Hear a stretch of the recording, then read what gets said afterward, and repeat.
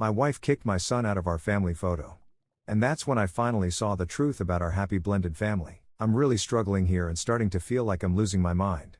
I think I'm being gaslit, so what better place to get some clarity than YouTube? Here's the situation.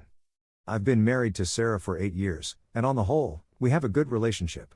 She has 4 kids, Emma and Sophie, Michael and Lucas, ages 11 to 16, from a previous relationship, and I have 1 son, Tommy, who's 10. Since day one, I've treated her kids as my own and done my best to support the family. Financially, it's a big load, but I'm happy to do it. We live together in a 5-bedroom house, where each of her daughters has their own room, her oldest son has his own, and her youngest son shares a room with my son. I remember the day we moved in together like it was yesterday. The kids were younger then, Emma was just starting middle school, Michael was still in elementary, Sophie was in 2nd grade, and Lucas was barely out of kindergarten. Tommy was only 3, still carrying around his favorite stuffed penguin everywhere he went. Sarah had seemed so enthusiastic about blending our families, helping Tommy decorate his half of the room he'd share with Lucas, making sure he felt included in family game nights. The first few years were good, or at least I thought they were. Sarah would take all the kids to the park, organize movie nights where they'd all pile onto the couch with popcorn, and plan family vacations where we'd rent a cabin by the lake. Tommy would always sit next to Lucas, the two of them whispering and giggling like brothers. I thought we were building something special. But looking back now, I can see the subtle signs I missed. When Sarah would take photos of the kids playing in the backyard, she'd usually wait until Tommy had wandered off.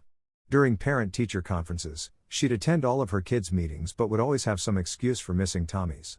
When Christmas came around, her kids would get mountains of presents while Tommy's pile, though adequate, was noticeably smaller. I tried to compensate by being there for all of them equally. I'd help Emma with her science projects, teach Michael how to throw a proper fastball, listen to Sophie practice her violin, even when it sounded like a cat being strangled, and coach Lucas's soccer team. And of course, I'd spend quality time with Tommy, though lately, he's been more withdrawn, spending more time in his room with his video games. The situation with his mom's passing still weighs heavily on both of us. Jenny and I had split up when Tommy was just a baby, her addiction issues made it impossible to stay together. But despite her problems, she tried to be there for Tommy when she could. She'd show up to his t-ball games, sometimes looking worse for wear but always with a bright smile for our son. When she passed away from what the doctors said was COVID complications, though we all knew her drug use had weakened her system, Tommy was devastated. I remember the funeral like it was yesterday. Sarah had seemed supportive then, holding Tommy's hand during the service, telling him it was okay to cry. But looking back, I wonder if she was just putting on a show for the other mourners. Because after that, it was like a switch flipped. She became more distant with Tommy, less patient with his grief-induced outbursts, more likely to send him to his room than to try and understand what he was going through. The incidents started piling up. Last Thanksgiving, when we were going around the table saying what we were grateful for, Sarah skipped right over Tommy, moving from Lucas to me as if Tommy wasn't even sitting there. During the school Christmas concert, when Tommy was performing with the 4th grade choir, Sarah spent the entire time on her phone, not even looking up when he had his small solo part. When we got family photos taken at the mall, she suggested Tommy sit out some of the shots so they could have just the core family pictures. I tried talking to her about it multiple times. Sarah, I'd say, Tommy needs a mother figure now more than ever. She'd always have some excuse, she was tired from work, she had too much on her plate with her own kids, she didn't want to overstep since Jenny had only been gone for 2 years. But how is it overstepping when we're supposed to be a family? The situation with Michael's birthday last month still makes my blood boil. We'd planned a big party at the local arcade, invited his whole class plus family friends. Tommy was excited because he and Michael used to be close, often playing video games together. But when it came time to divide into teams for laser tag, Sarah deliberately separated them, putting Tommy with a group of kids he didn't know while keeping the siblings together. I saw the hurt in Tommy's eyes when he heard her use that term, excluding him from the family unit once again. Then there was the incident at Sophie's dance recital. Tommy had made her a good luck card, spending hours drawing ballet shoes and glitter, making a mess in the process, but his heart was in the right place. When he tried to give it to her backstage, Sarah intercepted it, saying Sophie needed to focus and couldn't be disturbed. Later, I found the card crumpled in the trash. When I confronted her about it, she claimed she'd forgotten to give it to Sophie, but I saw her throw it away. The main issue, and what's tearing me apart, is how she treats my son. She barely acknowledges him, rarely asks how he's doing, and generally acts like he's invisible. Tonight, it hit a breaking point. We were celebrating Emma's 11th birthday, and everyone was gathered to sing and take pictures. I told Tommy to get in with the group for a picture, which seemed fine. But then, right after the group photo, Sarah looked at my son and told him, "Get out of the picture, move to the side, I want one with just my kids." I felt like my heart shattered in that moment. I completely lost it. I told her that we're supposed to be a blended family and that Tommy deserves to be treated like one of her own. I feel like she's drawing lines between her kids and my son, and it just doesn't sit right with me. The argument that followed was explosive. Sarah accused me of trying to force her to replace Jenny, saying she never signed up to be Tommy's mother. I reminded her that when we got married, she promised to love him as her own. She scoffed and said that was different, she meant she'd provide for him, not actually be his mother. The kids all stood there, frozen, watching us fight. Emma was crying, Michael looked angry, Sophie and Lucas seemed confused, and Tommy just looked resigned, like he'd expected this all along. Later that night, after everyone had gone to bed, I found Tommy sitting in the backyard on the old swing set. He was just staring at the stars, looking so small and lost.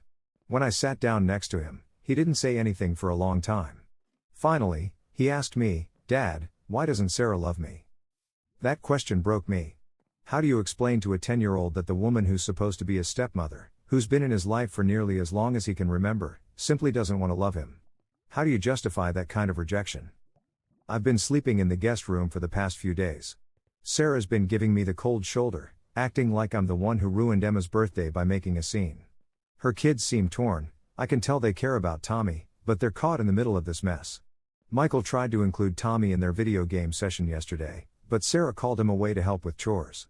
When Lucas suggested Tommy join their family movie night, Sarah suddenly remembered Tommy had homework to finish. The worst part is, I'm starting to question everything about our relationship. Was Sarah always like this, and I just didn't want to see it? Did she resent Tommy from the beginning but hide it well?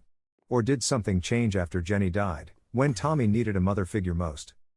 For context, Tommy's biological mom passed away 2 years ago, supposedly from COVID complications, though she had a history of drug problems that may have worsened things. Tommy only has Sarah now as a mother figure. I'm terrified that this rejection from her is going to hurt him deeply and cause psychological damage.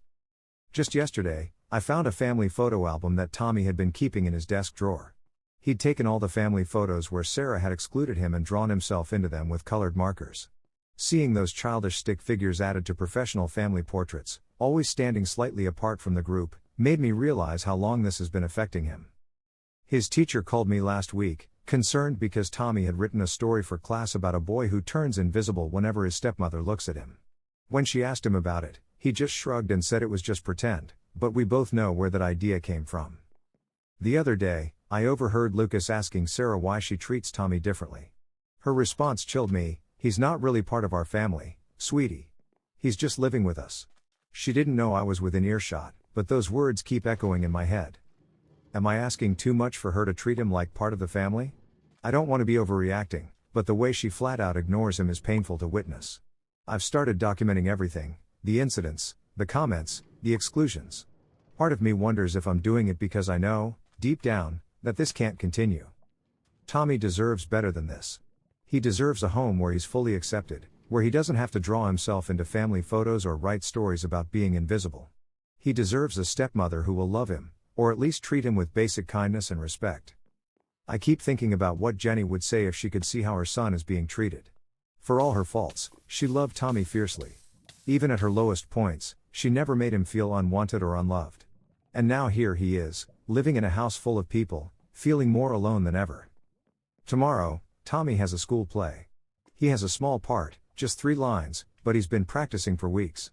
Sarah's already announced she's not going because she has to take Sophie to dance class. Never mind that the play starts 2 hours after dance class ends. Never mind that she's never missed one of her kids' performances. Never mind that Tommy asked her specifically to come, the first time he's asked her for anything in months. I don't know what to do anymore. Every time I try to talk to Sarah about it, she either deflects, denies, or turns it around on me, claiming I'm trying to make her feel guilty for not being Tommy's real mom. But this isn't about replacing Jenny, it's about treating a child with the basic dignity and love he deserves. Sometimes I catch Tommy looking at old photos from when he was little, back when Sarah would at least pretend to care about him. There's one picture in particular that he keeps in his desk. It's from our first Christmas as a family, All of us in matching pajamas, Sarah with her arm around Tommy, everyone smiling. He looks at that photo like he's trying to understand what changed, what he did wrong to make Sarah stop loving him. The truth is, he didn't do anything wrong. The fault lies with the adults who were supposed to protect him, to make him feel safe and loved. And yes, that includes me. Maybe I've failed him too, by letting the situation go on for so long, by trying to convince myself things would get better on their own. I guess I'm writing this because I need to know if I'm crazy for thinking this is wrong. Am I overreacting? Should I just accept that this is how things are going to be? Or do I need to make some hard decisions for my son's sake? Because right now, watching Tommy draw himself into family photos, hearing him write stories about being invisible, seeing him shrink a little more each time Sarah excludes him. It's killing me. And I can't help but think that if this continues, the damage to his young psyche might be irreparable.